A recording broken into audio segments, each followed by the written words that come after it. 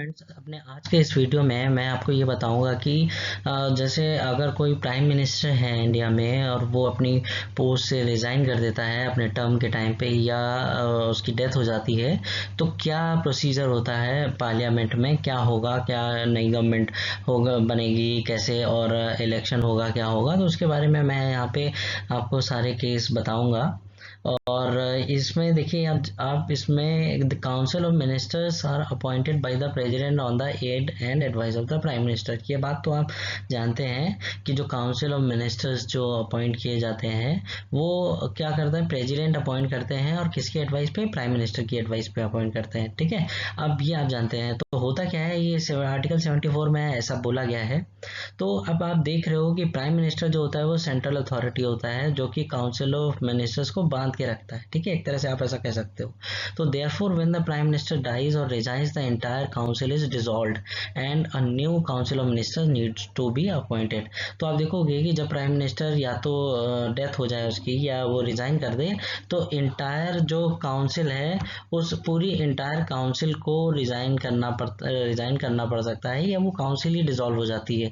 ठीक है, तो ये हमने देखा कि उसके बाद क्या होता है कि जैसे मान लीजिए कि प्राइम मिनिस्टर ने रिजाइन कर दिया है या आप देखो कि उसकी डेथ हो गई है, तो अब क्या सिचुएशन क्या बनेगी। ठीक है, अब ये सिचुएशन हो सकती है कि अगर वहाँ पे मेजॉरिटी सपोर्ट था, ठीक है, मान लीजिए और उसकी जो पीएम है, पीएम की पार्टी को मेजॉरिटी थी, मिली हुई थी, तो वो क्या करते हैं, प्रेसिडेंट एक कन्वेंशन बना रहा था स्टार्टिंग में कि जो प्रेसिडेंट होते हैं वो क्या करते हैं, the president invites largest party in the Lok Sabha to prove its majority.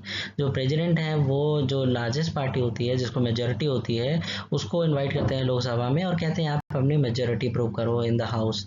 ठीक है, चाहे वो अलायंस के थ्रू हो या ऐसे ही बिना अलायंस के, बिना गठबंधन के वो मेजॉरिटी प्रूव हो सकती है। ठीक है, अब party has to respond within 10 days। Party को क्या करना पड़ता है, 10 दिन के अंदर रिस्पॉन्ड करना नॉर्मल है, ये जब कोई गाइडलाइंस नहीं है, कन्वेंशन है। पार्टी 10 दिन के अंदर बताती है कि हमें मेजोरिटी है, मिल सकती है, हमारा बना दो। लेकिन अब केस अगर ऐसा है कि जो प्राइम मिनिस्टर है उनकी जो पार्टी थी, प्राइम मिनिस्टर के रिजाइन कर दिया हो या प्राइम मिनिस्टर की डेथ हो गई हो, तो आप उनकी पार्टी को तो मान लो मेजोरिटी सपोर्ट था। ठीक है, तो उसमें से जो सीनियर मोस्ट कैबिनेट मेंबर रहा होगा उसको जो प्रेसिडेंट होते हैं वो टेम्परेरी बेसिस पे caretaker prime minister appoint कर देते हैं। तब तक अपॉइंट कर देते हैं जब तक वो जो रूलिंग पार्टी जो जो मतलब आपकी मेजोरिटी जिसको थी, जो रूलिंग पार्टी थी, वो अपने पसंद का कोई लीडर ना चुन ले।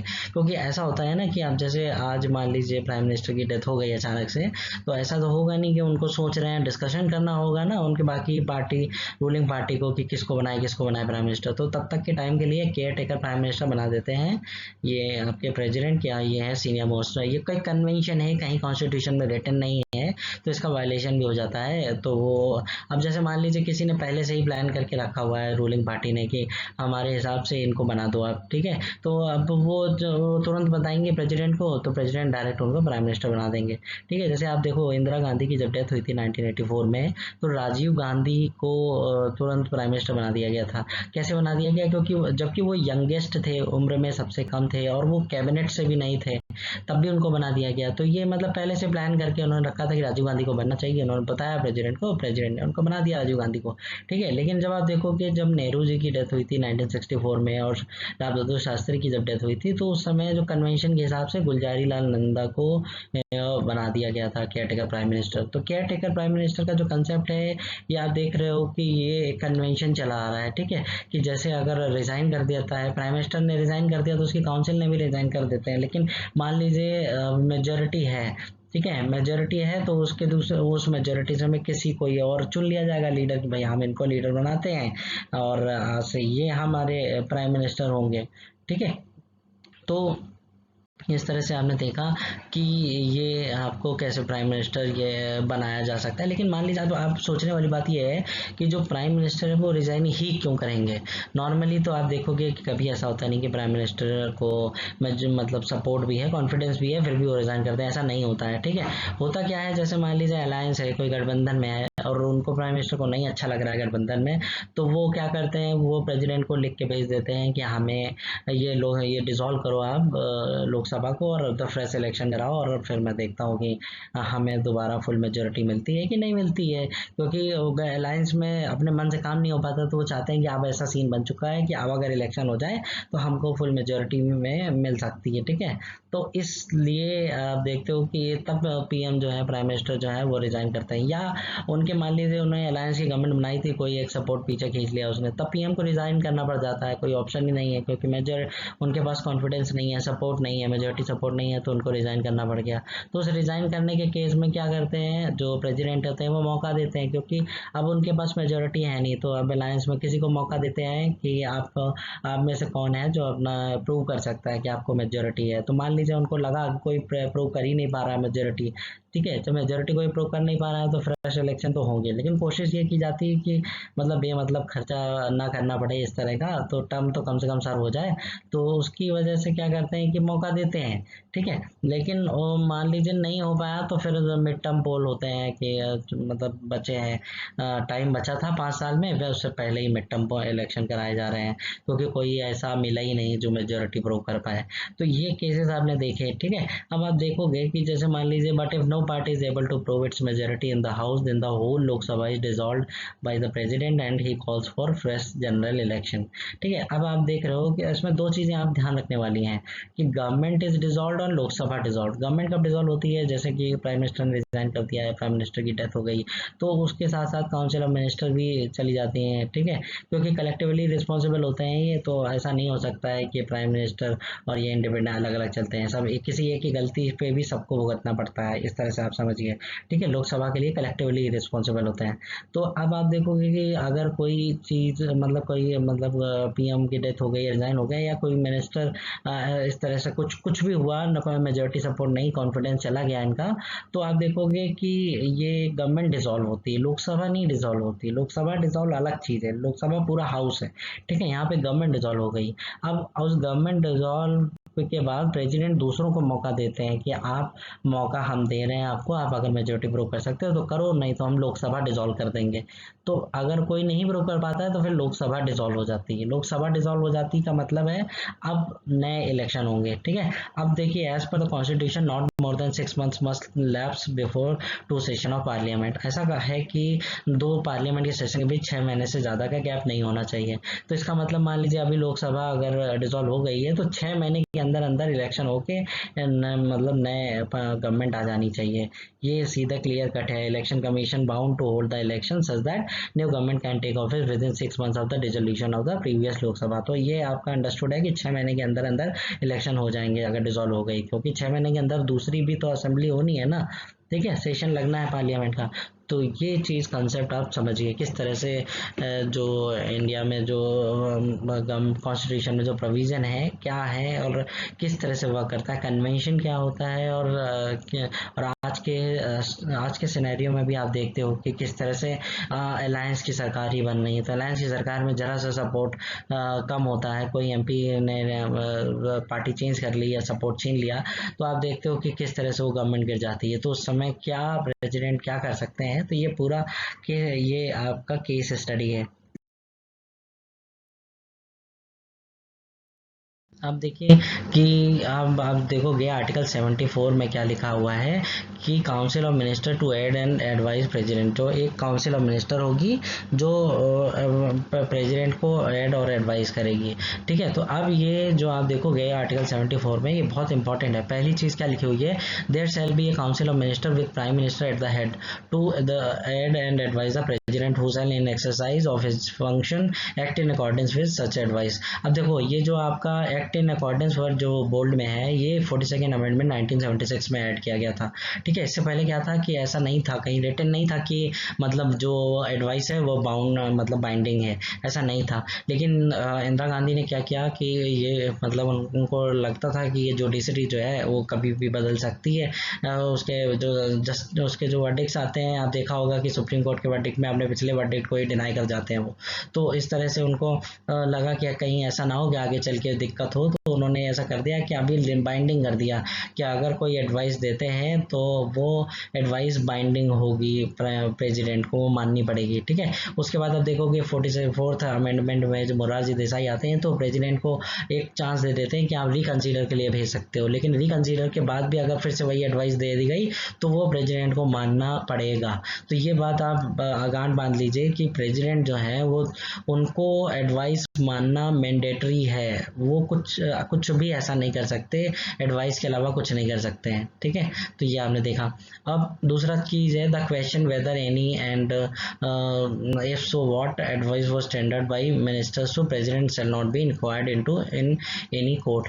अब ये जो लिखा है कि अगर कोई एडवाइस टेंडर की जाती है प्रेसिडेंट को तो वो एडवाइस को कोर्ट में आप नहीं ले जा सकते हो, चैलेंज नहीं कर सकते हो। लेकिन इसके लिए भी सुप्रीम कोर्ट में एक केस आया था, तो उस केस में ऐसा बोला गया कि ठीक है एडवाइस नहीं, आपने क्या एडवाइस दी हम नहीं पूछ रहे, लेकिन आपने किस मटेरियल किस ग्राउंड के बेसिस पे वो एडवाइस दी है, मटेरियल एविडेंस क्या है, इसको तो जुडिशियल रिव्यू से बाहर नहीं रखा जा सकता है, ठीक है।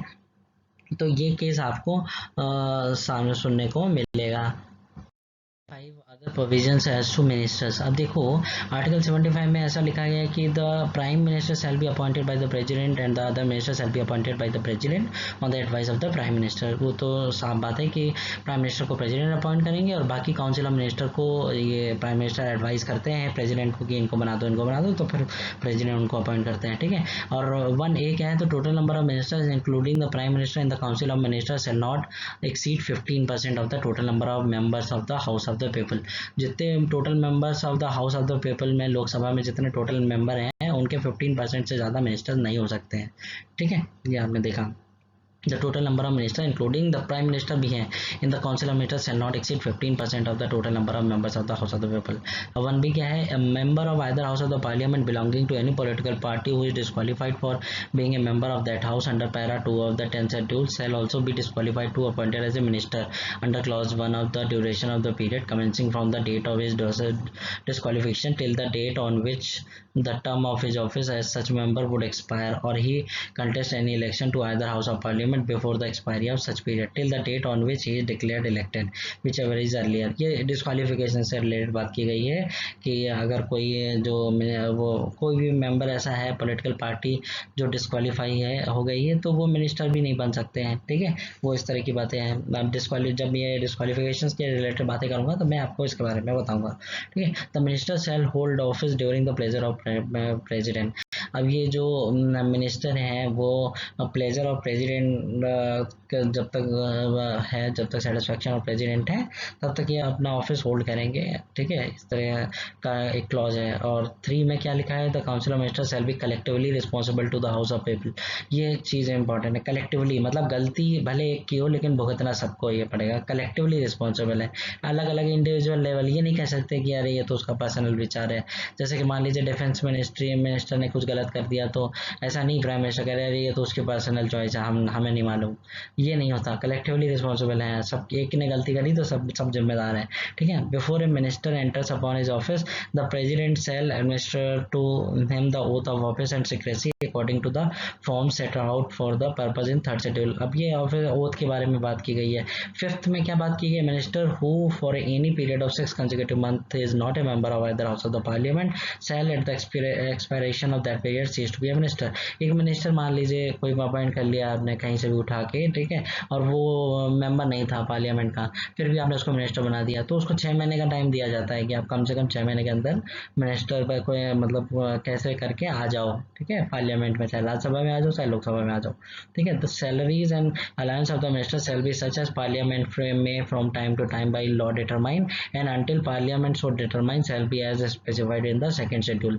जैसा 2nd शेड्यूल में ऐसा है तो 2nd शेड्यूल में जो अगर मान लीजिए पार्लियामेंट डिसाइड करती है सैलरी अलाउंस मिनिस्टर्स की, लेकिन जब तक नहीं डिसाइड करी तब तक 2nd शेड्यूल में जो स्पेसिफाइड है उस हिसाब से सैलरी मिलेगी।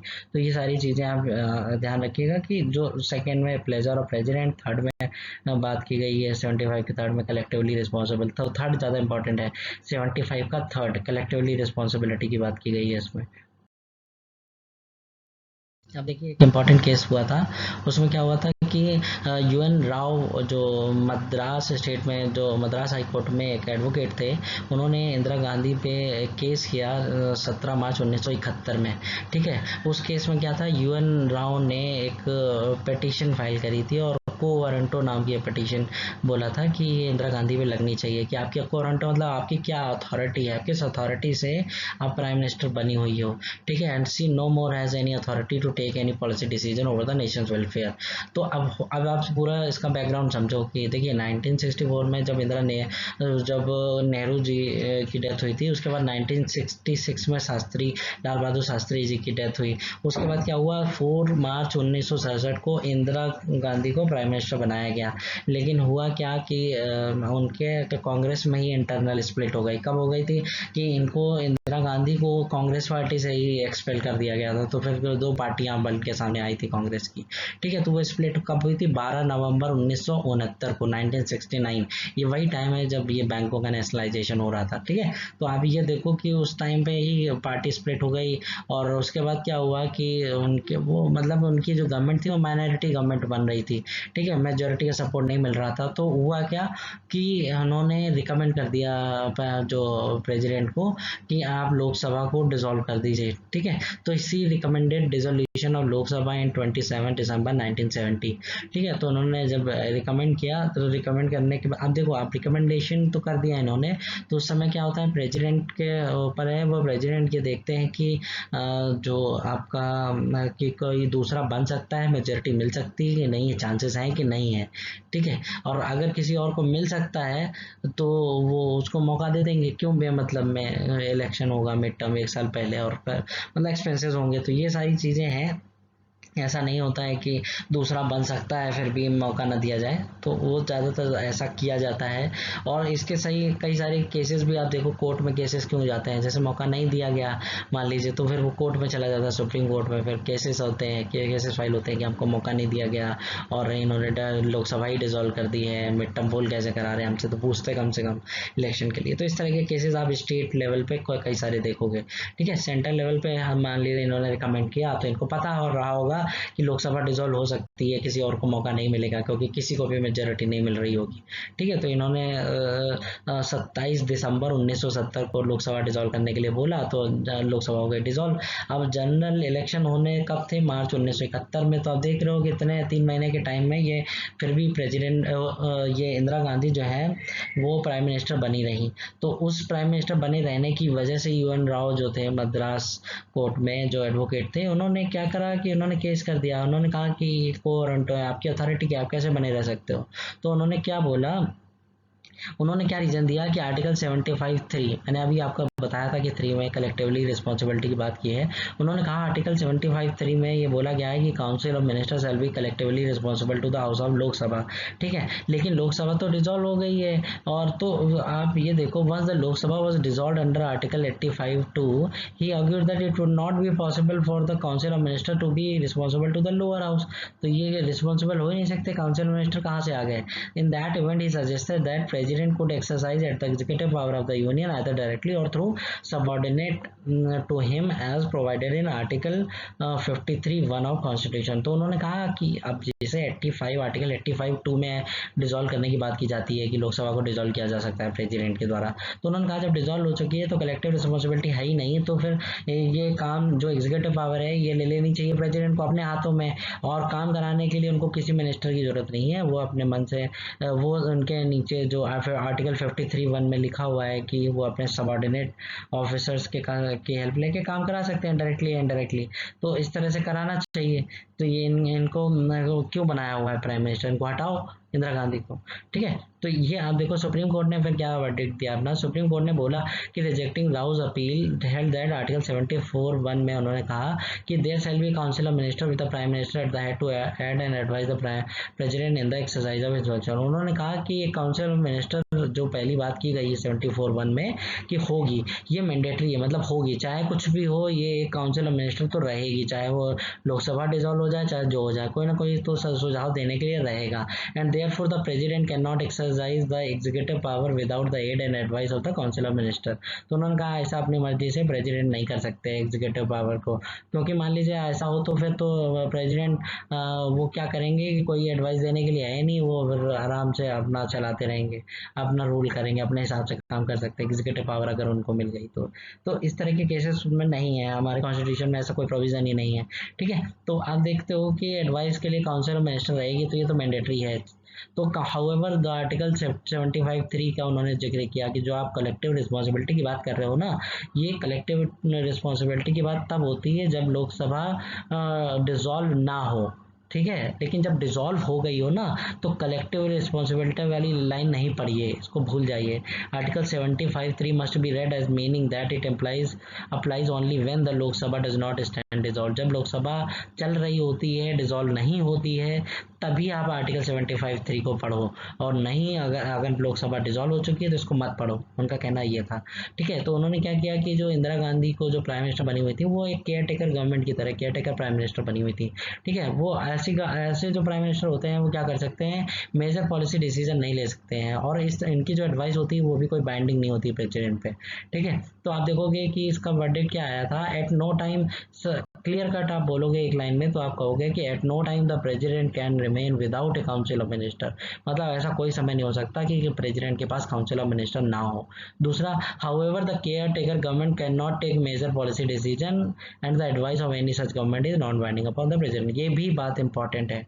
ठीक है, कि केयर टेकर रहेंगे तो केयर टेकर ही रहेंगे, ये नहीं कोई मेजर पॉलिसी डिसीजन ले ले या उनकी एडवाइस बाइंडिंग हो जाए प्रेसिडेंट पे, ऐसा कुछ नहीं होगा। ठीक है, तो UN राव केस जो था इंदिरा गांधी जी का, ये बहुत इंपॉर्टेंट है, केयर टेकर गवर्नमेंट से रिलेटेड केस है, ये इंपॉर्टेंट है, याद रखिए। अब आप देखो कि प्रेसिडेंट के बारे में है, प्रेसिडेंट को अगर डिसॉल्व करनी है लोकसभा, ठीक है, जैसे कि आर्टिकल 85(2) में है, तो वो अब आप देखोगे कि क्या ये बाउंड कब नहीं है, मतलब एडवाइस जो होती है ना, एडवाइस के लिए बाउंड है। मैंने बोला हर चीज़ में तो ये एडवाइस के लिए बाउंड है, बिना एडवाइस के कुछ कर ही नहीं सकते प्रेसिडेंट। ठीक है, तो आप देखो जब 5 साल का टर्म पूरा हो रहा हो, तो 5 साल के टर्म पूरा होने में इनका एडवाइस का क्या, मान लो एडवाइस कह रहे हैं कि नहीं करना है, लेकिन मान लो प्राइम मिनिस्टर बोला कि अरे मत करो डिसॉल्व, तो ऐसा थोड़ी ना होगा, 5 साल हो गए हैं तो हटना तो पड़ेगा ही ना, डिसॉल्व तो करना ही पड़ेगा। ठीक है, तो वो तो प्रेसिडेंट कर सकते हैं अपनी मर्जी से। दूसरा, the government formation with majority in Lok Sabha is not possible. मान लीजिए कि मेजोरिटी है ही नहीं लोकसभा में, गवर्नमेंट फॉर्मेशन मेजोरिटी से हो ही नहीं पा रही है, और अलायंस का केस में भी नहीं मिल पा रही है। ठीक है, तो होता क्या है, तो और कोई कन्विंस नहीं कर पा रहा है कि no one could convince the president that he she had support of majority of members in Lok Sabha. अब कोई मेजोरिटी नहीं है तो वो अब डिसॉल्व कर सकते हैं। अब क्या राय लें, अगर मान लीजिए प्राइम मिनिस्टर ने राय दी कि मत करिए डिसॉल्व, अरे तो कोई ग्राउंड होना चाहिए ना, क्यों ना करें डिसॉल्व, जब कोई मेजोरिटी मिल नहीं पा रही, मौका तुमको दे दिया तब भी नहीं हो रहा है तो फिर डिसॉल्व करना ही पड़ेगा। तो कोई एडवाइस का उस समय इतना सिग्निफिकेंट इम्पैक्ट नहीं पड़ता है। ठीक है, तो अपने हिसाब से काम कर सकते हैं प्रेसिडेंट। और ये जो 42nd अमेंडमेंट जो हुआ था वो 1976 में, ये अमेंडमेंट जो था इमरजेंसी के बाद लाया गया था 1975 में, 25 जून 1975 में इमरजेंसी लगी थी, 76 में 42nd अमेंडमेंट आया था। तो 42nd अमेंडमेंट में इन्होंने बोल दिया था कि प्रेसिडेंट जो है वो बाउंड है एडवाइस के हिसाब से काम करने के लिए। ठीक है, तो ये चीज़ इंपॉर्टेंट है। ऐसी बात लेकिन आप गवर्नर के केस में नहीं देखोगे।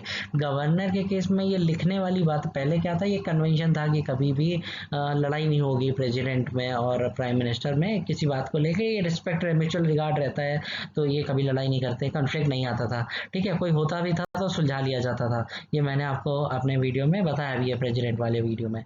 लेकिन हुआ गया कि इंदिरा गांधी के टाइम पे उनको लगा कि ऐसा है, जुडिशरी का नेचर तो पता नहीं है, अपना ही वर्डिक्ट चेंज करते रहते हैं, कल को कहीं ये दिक्कत ना कर दें, तो उन्होंने अमेंडमेंट ही ला दिया कि प्रेसिडेंट जो है वो हमारे हिसाब से ही काम करेंगे। ठीक है, जो अगर उनको कोई एडवाइस दी है तो उनको करना पड़ेगा। जैसे मान लो ऑर्डिनेंस पास करने के लिए कह दिया है कि इमरजेंसी लगा दो, तो उनको करना पड़ेगा इमरजेंसी। ठीक है, और ऊपर से इनमें ये भी बोल दिया था कि एडवाइस क्या दी है 74(2) में कि एडवाइस क्या दी है ये आप पूछ नहीं सकते हो, कोर्ट में चैलेंज नहीं कर सकते हो। तो इसके लिए भी एक केस आया कि आप एडवाइस नहीं चैलेंज कर सकते, लेकिन किस ग्राउंड पे दे रहे हो आप एडवाइस, ये तो हम पूछ ही सकते हैं ना कि आपने कैसे दे दिया। कोई देखिए, जुडिशियल रिव्यू तो एक ये आपका बेसिक स्ट्रक्चर ऑफ कॉन्स्टिट्यूशन है, तो ये तो कभी बाहर हो ही नहीं सकता, कभी भी आप ये तो छोड़ ही दो, चाहे जितना भी कहीं भी लिखा हो अगर कि ये जो कोर्ट में चैलेंज नहीं किया जा सकता है, वो आप समझ लो गलती लिखा है, क्योंकि कोर्ट में तो हर चीज़ चैलेंज की जा सकती है। ऐसा कुछ नहीं है कि कोर्ट में चैलेंज नहीं किया जा सकता है। ये कॉन्स्टिट्यूशन का बेसिक स्ट्रक्चर है, ठीक है। जो केशवानंद भारती केस में जो सामने आया था वो बेसिक स्ट्रक्चर है। तो ये तो मतलब जुडिशियल रिव्यू तो हर चीज़ में लगाया जा सकता है। ऐसा कोई भी अपने हिसाब से नहीं हो सकता कोई भी कि अपने मन मुताबिक काम चले, ठीक है। तो आप ये देखो, गवर्नर जो है वो बाइंडेड नहीं है advice of council of minister से। लिखित में ऐसा कहीं नहीं लिखा हुआ है, ठीक है। उनको अलग अलग डिस्क्रेशन दी गई है कि आप डिस्क्रेशन के हिसाब से अपना काम कर सकते हो, ठीक है। तो आप देखोगे कि डिस्क्रेशन तो दी मैं, जैसा कि 42nd अमेंडमेंट में प्रेसिडेंट को तो बना दिया इन्होंने, बाउंड कर दिया, लेकिन गवर्नर को नहीं किया। लेकिन बाद में आप देखोगे कि 1974 में जो एक शमशेर सिंह वर्सेस पंजाब स्टेट का जो वर्डिक्ट आया था, उसमें सुप्रीम कोर्ट ने ये क्लेरिफाई कर दिया था कि जो गवर्नर होता है ना, जहाँ पे अगर आपका ये लिखा हुआ है कि सेटिस्फेक्शन ऑफ गवर्नर, तो इसका मतलब ये मत समझिए कि उसका पर्सनल लेवल का सेटिस्फेक्शन है। यहाँ पे बात काउंसिल ऑफ मिनिस्टर की बात होती है, council of minister of states की। मतलब इनडायरेक्ट वे में अगर आप देखोगे काउंसिल ऑफ मिनिस्टर्स का रोल बहुत इंपॉर्टेंट है, सिग्निफिकेंट है। अगर वो एडवाइस दे रहे हैं, कोई चीज़ हो रही है, तो उनका कहना माना जाएगा। ऐसा नहीं होगा कि गवर्नर अपने मन मुताबिक सब कुछ कर लें। डिस्क्रेशन कहने को डिस्क्रेशन है, लेकिन काउंसिल ऑफ मिनिस्टर्स का रोल बहुत इंपॉर्टेंट है, और वो जो कहेंगे वो होगा, ठीक है। वो करना वो इम्पोर्टेंस रखता है। तो ये आप केस जो है शमशेर सिंह वाला, ये इम्पोर्टेंट है। इससे ये क्लियर हो जाता है कि गवर्नर को भले कहीं लिखित में ना हो कि उनको बाउंड है, लेकिन फिर भी ऐसा मीनिंग ऐसा नहीं निकालना चाहिए कि गवर्नर अपने मन मुताबिक कुछ भी कर देंगे, ठीक है। वो हर चीज़ कोर्ट में चैलेंज की जा सकती है। मान लीजिए कर दिया तो अब वो कोर्ट में चैलेंज हो जाएगा कि ये कैसे अपने डिस्क्रेशन के हिसाब से कर दिया है, ठीक है। तो ये आपने देखा। और the governor of state unlike the president of India is confirmed with power to act at his own discretion। तो ये वही बात है कि जो गवर्नर होता है स्टेट के, वो प्रेसिडेंट की तरह नहीं है, वो बाउंड नहीं है, उनको डिस्क्रेशन की पावर दी गई है, अपना डिस्क्रेशन लगा सकते हैं। और दो तरह के डिस्क्रेशन होते हैं, एक कॉन्स्टिट्यूशनल डिस्क्रेशन होता है, एक सिचुएशनल डिस्क्रेशन होता है। अब आप देखो प्रेसिडेंट के केस में मैंने आपको सिचुएशनल डिस्क्रेशन पहले भी बता दिया है कि प्रेसिडेंट कब कब सिचुएशनल डिस्क्रेशन कर सकते हैं, जब काउंसिल ऑफ मिनिस्टर की कोई वैल्यू ना रह जाए। आप ये समझो, जब काउंसिल ऑफ मिनिस्टर की इतनी औकात न रह जाए कि वो प्रेसिडेंट को सुझाव दें। जैसे खुद उनको मेजोरिटी, यानी केयर टेकर में क्या है, केयर टेकर में उनके क्या सुझाव देंगे, वो उनके कहने से कहाँ काम चलेगा। 5 साल हो गए, उनको छोड़ना है ना, तो वो मतलब जहाँ सुझाव देने की कोई चांसेस ही ना हो, तो वो चीज़ में आप देखोगे सिचुएशनल डिस्क्रेशन है। और गवर्नर को कॉन्स्टिट्यूशनल डिस्क्रेशन दिया हुआ है, ठीक है। अब ये आप देखो कोर्ट केस भी आया है उसके बाद। तो कॉन्स्टिट्यूशनल डिस्क्रेशन क्या है गवर्नर का, ये अब देखो, governor of states can act at there constitutional discretion in the following stages. कब कब कर सकते हैं, जैसे मान लीजिए कोई बिल उनको रिजर्व करना है प्रेसिडेंट के लिए, स्टेट वाले जो बिल पास करते हैं ना, तो उसको गवर्नर जो है वो रिजर्व कर सकते हैं प्रेसिडेंट के लिए। और जैसे ही वो रिजर्व करते हैं बिल को, तो गवर्नर का रोल खत्म हो जाता है। अब बिल को एसेंट होगा या विदहोल्ड करना होगा, ये सब प्रेसिडेंट ही करेंगे, गवर्नर बीच से हट जाते हैं, ठीक है। तो जो ये कुछ क्लासिफिकेशन है, कुछ डिस्क्रेशन है, उनका किस किस बेसिस पे नॉर्मली करते हैं, नेशनल इंपॉर्टेंस के हैं, या जो हाई कोर्ट की पावर कम करे जा रही है, तो रिजर्व कर सकते हैं। लेकिन डिस्क्रेशन की बात है कि कॉन्स्टिट्यूशन के हिसाब से उनका डिस्क्रेशन है कि वो कर सकते हैं रिजर्व बिल को, ठीक है। To recommend for president's rule in the state, अब वो रिकमेंड कर सकते हैं प्रेसिडेंट रूल को स्टेट में। He can act at his own discretion. अब आप देखो कि इसमें बात की गई है रिकमेंड कर दिया, लेकिन ऐसा भी नहीं है कि आपने प्रेसिडेंट रूल रिकमेंड कर दिया तो उसको कोर्ट में चैलेंज नहीं है। तो कोर्ट में चैलेंज हो जाएगा कि आपने किस बेसिस पे प्रेसिडेंट रूल रिकमेंड कर दिया है। ऐसा नहीं है, लोग सुप्रीम कोर्ट जा सकते हैं, ठीक है। ऐसा नहीं कि सुप्रीम कोर्ट नहीं जा सकते। कोई काम अगर उन्होंने रिकमेंड कर दिया, अपने डिस्क्रेशन के हिसाब से काम किया, तो उनके डिस्क्रेशन को चैलेंज करके ग्राउंड दे दे के कि ये जानबूझ कर करा जा रहा है, ये गलत हो रहा है, तो इस बेसिस पे आप देखोगे कि ये कर सकते हैं, कोर्ट में ले जाया जा सकता है, ठीक है। तो आप देखोगे कि और तीसरा क्या है, when he is given an additional charge as administrator of union territory he can take action at his own discretion. जब उनको मतलब एडिशनल चार्ज दे दिया जाए एडमिनिस्ट्रेटर का किसी यूनियन टेरिटरी में, तो वो he can take action at his own, अपने हिसाब से वो एक्शन ले सकते हैं, ठीक है। When he has to determine the amount payable by the government of Assam, Meghalaya, Tripura and Mizoram to to an autonomous tribal district council as a royalty accruing from licenses for mineral exploration. वो कितना पैसा देंगे ये गवर्नमेंट ट्राइबल का district council को, ये decide कर सकते हैं जो गवर्नर है कि कितना होगा डिस्क्रिप्शन के हिसाब से।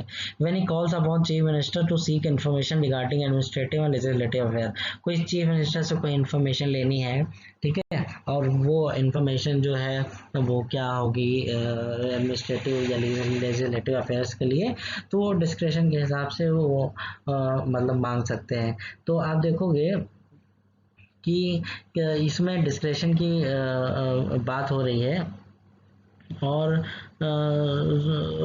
ये आपने देखा कि डिस्क्रिप्शन के लिए भी कोर्ट में चैलेंज किया जा सकता है, ऐसा नहीं है कि चैलेंज नहीं किया जा सकता है। तो आप देख रहे हो कि जैसे आप देखो कि जम्मू कश्मीर असेंबली में डिसॉल्व हो गई थी 2019 में, और इसमें आपने देखा कि इन्होंने पॉसिबल ऑप्शन नहीं देखे थे। और पॉसिबल ऑप्शन क्या होते हैं? पॉसिबल ऑप्शन ये होते हैं कि दूसरे को मौका दो मेजोरिटी साबित करने का, ठीक है, और मेजोरिटी साबित करने का मौका दो, लेकिन इन्होंने मौका नहीं दिया और सीधे असेंबली डिसॉल्व करी और प्रेसिडेंट रूल रिकमेंड कर दिया, ठीक है। तो वो चीज है, प्रेसिडेंट रूल क्या होता है, जैसे आप डिसॉल्व कर दी तो कर दी, ठीक है, लेकिन आप डिसॉल्व करने के बाद मौका तो दो किसी और को। तो मौका देने का मान लीजिए मौका नहीं दिया है, ठीक है, और ये मतलब डिसॉल्व कर दी है असेंबली, तो आप उस केस में क्या होगा कि अब इन्होंने गवर्नर से पूछा गया रीजन। अब ये देखो कि कोर्ट में लोग लेके जाते हैं बात को, गवर्नर से पूछा गया कि क्या आपने क्यों नहीं मतलब मौका दिया, तो उन्होंने बोला कि आप देख लो जम्मू कश्मीर में जो लोग हैं वो पॉलिटिकल राइवल्स हैं, लेकिन फिर वो पावर में आने के लिए ना वो कुछ भी करने का, अपने दोस्ती करने के लिए तैयार हो गए हैं, और उनको लगा कि अगर हमने ज़्यादा टाइम दे दिया इनको मेजोरिटी प्रूव करने का, तो ये क्या है, हॉर्स ट्रेडिंग और ये पैसे वैसे का काम चालू हो जाएगा। और fragile security scenario and Jammu Kashmir needs stable and supportive environment, उन्होंने कहा कि जम्मू कश्मीर की जो गवर्नमेंट है उसको स्टेबल और सपोर्टिव एनवायरनमेंट चाहिए, ठीक है। और उन्होंने बोला कि doubts about longevity of any such arrangement, उन्होंने कहा कि अगर मान लीजिए जो पॉलिटिकल राइवल्स हैं वो एक होकर अगर गवर्नमेंट बना रहे हैं तो उसकी स्टेबिलिटी पे थोड़ा डाउट है, ठीक है। तो इस तरह की चीजें आप देख रहे हो किस तरह से कोर्ट में चली जाती हैं कि अगर मौका नहीं दिया गवर्नर ने, अपने डिस्क्रेशन के हिसाब से उन्होंने प्रेसिडेंट रूल रिकमेंड कर दिया, तो उस समय उस केसेस में क्या होता है। तो आपने देखा situational discretion of the governor क्या है, तो आप देखोगे ये सिमिलर ही है। इसमें क्या है, when he has to appoint a chief minister after no party has a clear majority in the election or when the incumbent dies in office. अब मान लीजिए कोई पार्टी को मेजोरिटी मिली नहीं, तो वो क्या करते हैं, गवर्नर अपने हिसाब से किसी को जिनको लगता है कि मेजोरिटी पा सकता है उसको चीफ मिनिस्टर बना देते हैं, कहते हैं मेजोरिटी गेन करने की कोशिश करो, ठीक है, तो वो मेजोरिटी का मौका मिलता है।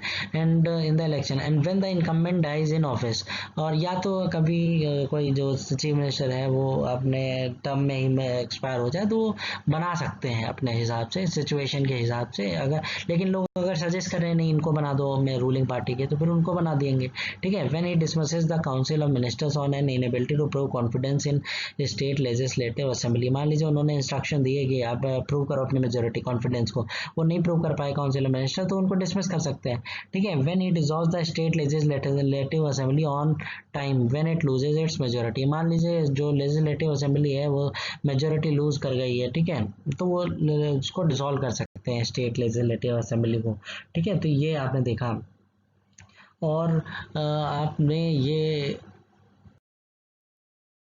फ्रेंड्स, आपको अगर मेरा ये वीडियो अच्छा लगा हो तो इसे लाइक और सब्सक्राइब करें। Thank you.